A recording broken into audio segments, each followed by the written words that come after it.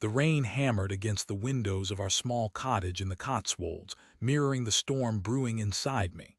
For 20 years, Alaric, a simple clockmaker, had loved Bronte with a devotion that bordered on worship. We built a life together, a quiet, predictable life filled with the comforting tick-tock of my workshop and the aroma of Bronte's freshly baked bread. I was 46, or so I thought. It started subtly, almost imperceptibly. Bronte, usually an open book, became withdrawn. Her laughter, once a constant melody in our home, grew infrequent, replaced by a strained silence. She started taking late shifts at the village bakery, shifts that stretched later and later into the night. I dismissed it as stress, the pressure of running a small business in a tourist town.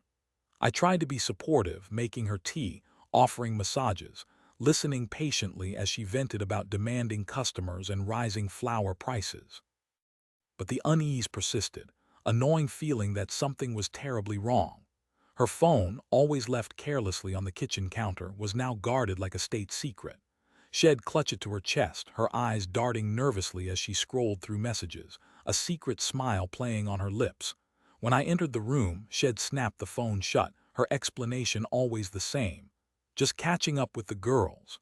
One Tuesday, Bronte said she had to go to a conference in Bristol for 2 days for the bakery. I offered to drive her to the train station, but she insisted on going alone. "It's easier," she said, her voice tight. "I need some time to myself to prepare." I kissed her goodbye, a quick, perfunctory peck on the cheek, and watched as she walked away, her shoulders stiff, her eyes avoiding mine. It was the last time I saw her for 2 days, or so I thought. That evening, restless and unable to focus on my work, I decided to surprise Bronte. I knew the hotel where the conference was being held, the Bristol Harbor Hotel. I thought I'd bring her some of her favorite lavender tea and a few of my freshly baked biscuits. The drive was long, the rain relentless, but the thought of seeing Bronte's face light up kept me going. I arrived at the hotel around 9 p.m. The lobby was bustling with conference attendees, their voices echoing in the high-ceilinged space. I approached the reception desk, a hopeful smile on my face. "I'm looking for Bronte." "She's here for the bakery conference," I said to the young woman behind the counter. The woman typed Bronte's name into the computer, her brow furrowed. "I'm sorry, sir, but we don't have anyone registered under that name for the conference." My heart skipped a beat. "That's impossible," I said, my voice trembling slightly. "She's definitely here.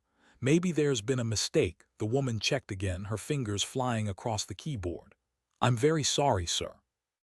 There's no record of anyone named Bronte staying at the hotel." I thanked her, my mind reeling. Could she have gone to the wrong hotel? Maybe the conference was moved at the last minute. I pulled out my phone and tried to call Bronte, but it went straight to voicemail. Panic began to set in. I decided to check the hotel bar, thinking maybe she was having a drink with colleagues. The bar was crowded, filled with the murmur of conversations and the clinking of glasses. I scanned the room, my eyes searching for Bronte's familiar face, and then I saw her. She was sitting at a table in a dimly lit corner, her head thrown back in laughter, but she wasn't with colleagues. She was with a man I'd never seen before. He was tall and handsome, with a rakish grin and eyes that seemed to devour her. He leaned in close, whispering something in her ear, and Bronte giggled, her hand resting on his arm. I stood there frozen, my blood turning to ice. It felt like the world was spinning, the sounds of the bar fading into a dull roar. I couldn't breathe. I couldn't move. I just stared, my heart shattering into a million pieces. Bronte looked up, her eyes meeting mine. The laughter died on her lips, replaced by a look of pure, unadulterated terror.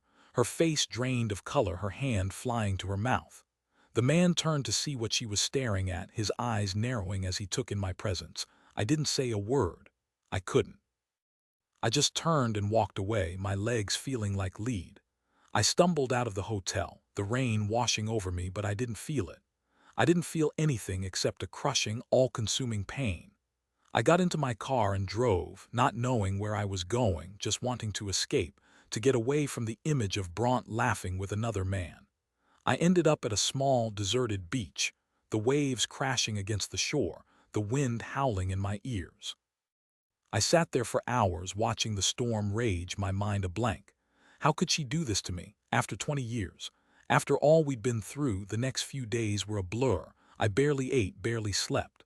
I wandered around the cottage like a ghost, touching her things, remembering her laughter, her touch, her smell. It was torture. I couldn't understand. I didn't deserve this. Bronte eventually came home, her face pale, her eyes red and swollen. She begged for forgiveness, claiming it was a mistake, a moment of weakness. She said she loved me, that she didn't mean to hurt me, but the words were hollow, meaningless. The trust was gone, shattered beyond repair. I saw her with new eyes now, eyes that saw the lies, the deceit, the betrayal. Who was he? I asked, my voice flat, devoid of emotion. She hesitated, her eyes darting around the room. His name is Caspian, He works at the bakery supply company. How long? A few months, she whispered, her voice barely audible. A few months, I repeated, my voice rising. And you lied to me every single day. You looked me in the eye and lied. She started to cry, her body shaking. I'm so sorry, Alaric. I never wanted to hurt you, but you did, I said, my voice cold. You destroyed everything. I told her to leave. I couldn't bear to look at her any longer. I watched as she packed her bags, her tears streaming down her face. She pleaded with me to reconsider, to give her another chance, but I was done. I was finished. I couldn't spend another minute in the same room with her. After she left, I felt a strange sense of calm.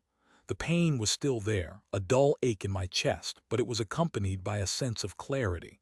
I knew what I had to do. I couldn't stay in the cottage, surrounded by memories of Bronte. I had to start over, to rebuild my life from the ashes of our shattered marriage. I sold the cottage, the clock shop, everything.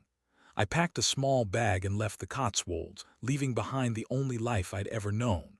I didn't know where I was going, but I knew I couldn't stay. I ended up in Brighton, a vibrant seaside town filled with music, art, and life. I rented a small apartment overlooking the sea and started to rebuild my clockmaking business. It was slow going at first, but I persevered, pouring my heart and soul into my work.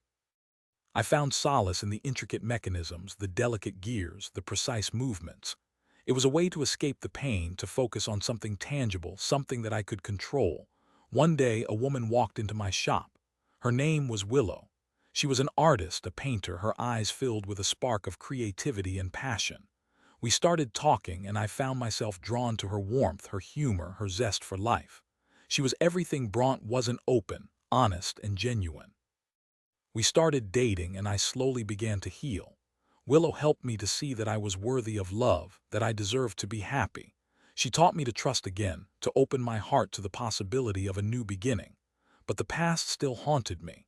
I couldn't shake the feeling that Bronte had gotten away with it, that she was living her life without any consequences for her actions. I knew I needed to confront her, to get some closure. I tracked her down through a mutual friend. She was living in a small town in Wales, working as a waitress. I drove there one weekend, my heart pounding in my chest. I found her at the diner where she worked, serving coffee to a group of truckers. She saw me as soon as I walked in, her face paling. She excused herself and came over to my table, her eyes filled with a mixture of fear and shame. "Alaric," she said, her voice trembling. "What are you doing here?" "I needed to see you," I said, my voice calm but firm. "I needed to understand." She sat down opposite me, her hands clasped tightly in her lap. "I'm so sorry, Alaric. I know I hurt you terribly." "Why, Bronte? Why did you do it?" She hesitated, her eyes filled with tears. "I don't know," she said. "I was bored, restless. I felt like I was missing out on something. Caspian made me feel alive again." "Alive," I repeated, my voice laced with sarcasm. "And what about me? Didn't I make you feel alive?" "It wasn't the same," she said. "It was comfortable, predictable. But it wasn't exciting." I stared at her, my heart filled with a mixture of anger and pity. "So you threw away 20 years for a few months of excitement?" She nodded, her head bowed. "I know it was a mistake. I regret it every day." "Do you?" I asked, my voice soft. "Or do you just regret getting caught?" She didn't answer. She couldn't. "I'm not here for revenge, Bronte," I said. "I'm here for closure. I needed to hear you say it, to admit what you did. Now I can finally move on." I stood up and walked away, leaving her sitting there, her tears streaming down her face. I felt a sense of peace, a sense of finality. I had confronted her and I had survived, but the story doesn't end there. A few months later, I received a letter from Bronte. She was sick, seriously ill. Caspian had left her and she had no one to turn to. She was alone, penniless, and desperate. I debated what to do. Part of me wanted to ignore her, to let her suffer the consequences of her actions. But another part of me, the part that still remembered the Bronte I had loved, couldn't bear the thought of her suffering alone. I decided to visit her. I found her in a small, run-down apartment, her face pale and gaunt. She was overjoyed to see me, her eyes lighting up with a flicker of her former self. "Alaric," she said, her voice weak. "Thank you for coming." I sat with her for hours, talking, reminiscing about the good times. I didn't forgive her, but I offered her my compassion. I helped her find a doctor, paid for her medication, and made sure she had food to eat. I didn't stay with her, but I made sure she wasn't alone. I visited her regularly, bringing her books, flowers, and small gifts. I became her friend again, not her lover, but her friend. Bronte eventually passed away, surrounded by my care. I held her hand as she took her last breath, her eyes filled with gratitude. I don't know if she ever truly understood the pain she had caused me, but I know that she was grateful for my forgiveness. And in the end, that was enough. I had found peace, not in revenge, but in compassion. I had learned that even the deepest betrayals can be overcome with forgiveness and understanding. And I had found love again with Willow, a love that was built on honesty, trust, and mutual respect. I had lost a wife, but I had gained a life. And that was a victory worth celebrating. But one day, as I was sorting through some of Bronte's old belongings, I stumbled upon a hidden box. Inside, I found a stack of letters, tied together with a faded ribbon. The letters were from Caspian, and they revealed a shocking truth. Caspian wasn't just a bakery supply salesman. He was Bronte's half-brother, someone she had been separated from as a child. Their affair wasn't just a moment of weakness or boredom. It was something far more twisted, more sinister. They had been searching for each other for years, driven by a need to reconnect, to fill a void in their lives. The letters revealed that Bronte had known about Caspian long before the bakery supply company introduction. They had been secretly communicating for months, planning their reunion, their escape from their respective lives. The conference in Bristol wasn't a business trip. It was a rendezvous, a chance for them to finally be together. I felt a wave of nausea wash over me. The betrayal was even deeper than I had imagined. It wasn't just an affair. It was a calculated act of deception driven by a hidden agenda. Bronte hadn't just cheated on me. She had manipulated me, used me, and lied to me for years. I felt a surge of anger, a burning desire for revenge. But then I remembered Bronte's frail face, her grateful eyes, her final breath. She was gone. She couldn't be punished. She couldn't be made to suffer for her actions. I closed the box, tied the ribbon, and put it away. I realized that revenge wouldn't bring me peace. It wouldn't undo the past. It wouldn't bring Bronte back. The only way to move forward was to let go, to forgive, and to focus on the present. I walked out onto my balcony, the sea breeze washing over me. I looked out at the horizon, the sun setting in a blaze of glory. I smiled. I had survived. I had found love. And I had learned that even the darkest secrets can be overcome with forgiveness and compassion. I went inside, found Willow, and held her close. I didn't tell her about the letters. Some secrets are best left buried. I just wanted to be with her, to feel her warmth, to know that I was loved, truly loved. And in that moment, I knew that I was finally free. Free from the past, free from the pain, free from Bronte's lies. I was Alaric, the clockmaker, and I was finally ready to start living my life on my own terms.